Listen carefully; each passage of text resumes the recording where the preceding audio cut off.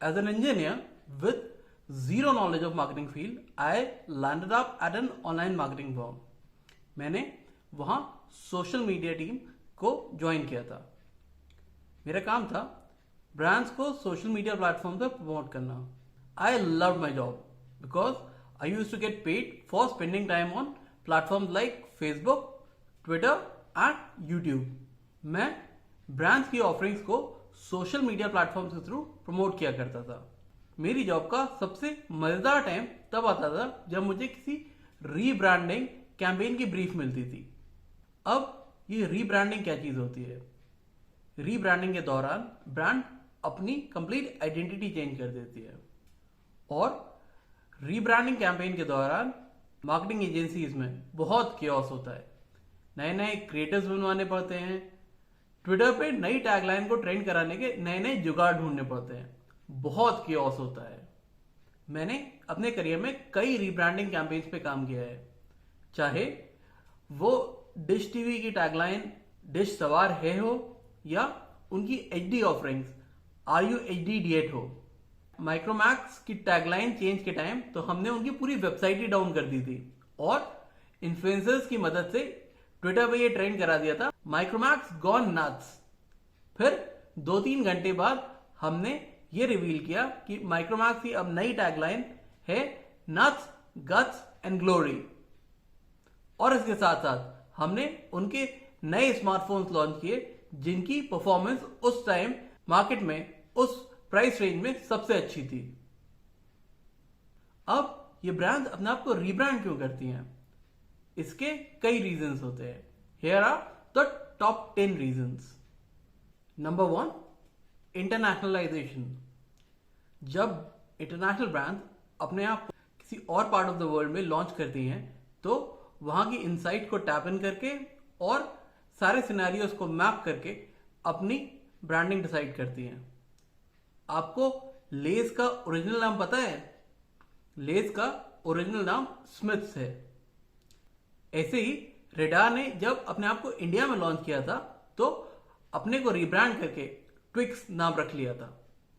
Second, repositioning. जैसे मैंने starting में डिश टीवी और माइक्रोमैक्स का एग्जाम्पल दिया था. ब्रांड्स अपने आप को रिपोजिशन कर लेती हैं नए कस्टमर्स को अट्रैक्ट करने के लिए. डिश टीवी ने एलईडी और एचडी टीवी ओन करने वाले कस्टमर्स को अट्रैक्ट करने के लिए अपना कैंपेन को ट्विस्ट किया था और कैंपेन का नाम रखा था RUHD8. माइक्रोमैक्स ने लो कॉस्ट प्रीमियम स्मार्टफोन्स को लॉन्च करने के लिए जिनमें सारे फीचर्स होते हैं यूथ के रेबल एटीट्यूड को टारगेट किया था और अपनी टैगलाइन चेंज करके नई टैगलाइन बनाई थी नट्स, गट्स एंड ग्लोरी. अगर आप थोड़े क्रेजी हैं और आप में कुछ कर गुजरने की कैपेबिलिटी है तो माइक्रोमैक्स एज अ ब्रांड आपको ग्लोरी अचीव करने में पूरी हेल्प करेगी. रीपोजिशनिंग का एक और फायदा होता है, वो ब्रांड की रिकॉल वैल्यू को इंक्रीज कर देती है और एग्जिस्टिंग कस्टमर्स को भी अपग्रेड करने के लिए ल्योर करती है.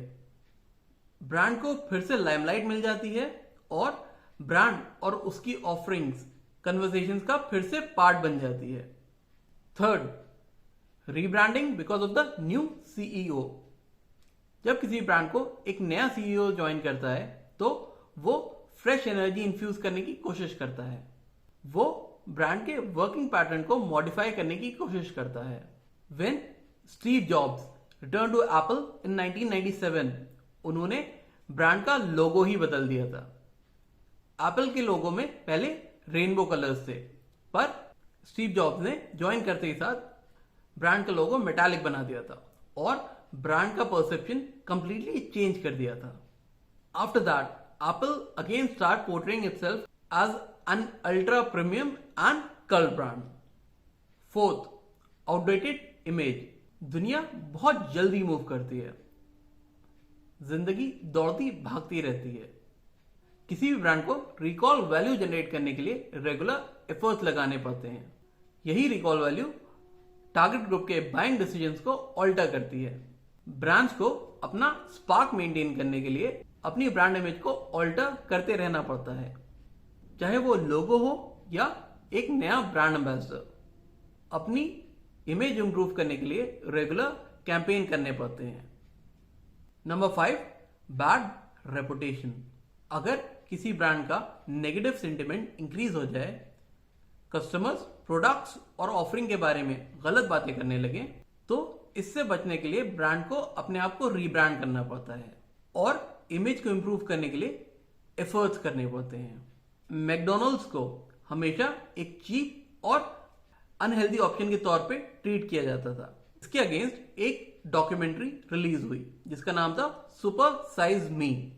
इस डॉक्यूमेंट्री की रिलीज के बाद मैकडॉनल्ड्स की सेल्स ड्रास्टिकली ड्रॉप हो गई। इससे बचने के लिए मैकडॉनल्ड्स को अपने आप को रीब्रांड करना पड़ा और अपने क्रिएटिव्स में नेचुरल फील ऐड करनी पड़ी और अपने मेन्यू में ग्रीन सैलड्स भी ऐड करनी पड़ी। Number 6, mergers, acquisitions and demergers. जब दो बड़ी फर्म्स मर्ज हो जाती हैं या एक बड़ी फर्म एक छोटी फर्म को टेक ओवर कर लेती है, तब रीब्रांडिंग लाजमी हो जाती है। एक तो रीब्रांडिंग की वजह से मर्जर और एक्विजिशन को और विजिबिलिटी मिल जाती है और रीब्रांडिंग की वजह से लीगल प्रोसीजर और स्मूथ हो जाता है। आपको हज के क्यूट पपी वाले आर्ट तो याद ही होंगे जिसमें वो पपी उस बच्चे को हर जगह फॉलो करता था एंड हज की टैगलाइन थी wherever you go a network follows. जब इंडिया में वोडाफोन ने हज एसआर को टेक ओवर कर लिया था, तब उन्होंने ये अनाउंस करने के लिए बहुत ही क्यूट सा आर्ट बनाया था। उसमें वो डॉग उठता है और वॉक करने लगता है, घर से बाहर निकल जाता है और एक हट में घुस जाता है जो वोडाफोन के कलर के साथ पेंटेड थी। उस एड की साइन ऑफ लाइन थी चेंज इज गुड, हज इज नाउ वोडाफोन।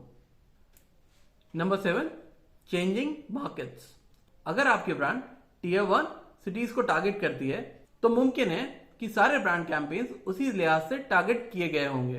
पर अगर अब ब्रांड डिसाइड करती है कि उसे टियर 2 और छोटे सिटीज में भी एंटर होना है, तो उसे अपना ब्रांड कैंपेन वहां की टारगेट ऑडियंस को कंसीडर करके ऑल्टर करना पड़ेगा और ब्रांड इमेज और ऑफरिंग्स में भी चेंजेस करने पड़ेंगे। 8, कॉर्पोरेट आइडेंटिटी डेवलपमेंट। एक ब्रांड की आइडेंटिटी कस्टमर्स के सबकॉन्शियस माइंड में रजिस्टर हो जाती है। This includes font, logo, colour palette and photography style. इसको कंप्लीटली ऑल्टर करना कभी कभार खतरनाक हो जाता है। गैप जो एक फैशन ब्रांड है, उसने अपना लोगो कंप्लीटली ऑल्टर कर दिया और नया लोगो इंफीरियर और चीप लगने लगा, जिसकी वजह से ब्रांड सेल्स डिक्रीज होने लगी। विद इन 5 डेज ब्रांड को अपना लोगो फिर से चेंज करना पड़ा और जिस डिजाइनर ने नया लोगो डिजाइन किया था उसने शर्म के मारे अपनी जॉब से रिजाइन कर दिया। 9, टू सिमिलर। जब दो ब्रांड्स की ब्रांडिंग बिल्कुल सिमिलर अपीयर होने लगे तो वो एक दूसरे को स्यू कर सकती हैं। उसके साथ साथ कंज्यूमर्स के माइंड में वो ब्रांड अनओरिजिनल अपीयर होने लगेगी, which in long run will affect the sales. PayPal और स्ट्रीमिंग सर्विस पेंडोरा के लोगो काफी सिमिलर थे। यूजर्स ने कंप्लेन की कि कभी कभार वो अपने मोबाइल फोन में जब पेपाल ऐप ओपन करना चाहते हैं वो गलती से पेंडोरा के आइकन क्लिक कर देते हैं। दोनों ब्रांड्स के आइकन बहुत कंफ्यूजन क्रिएट करते हैं। पेपाल ने फिर पेंडोरा के अगेंस्ट लॉसूट फाइल कर दिया और इससे पेंडोरा को बहुत नुकसान हुआ। Number 10, development and acquisition of brands.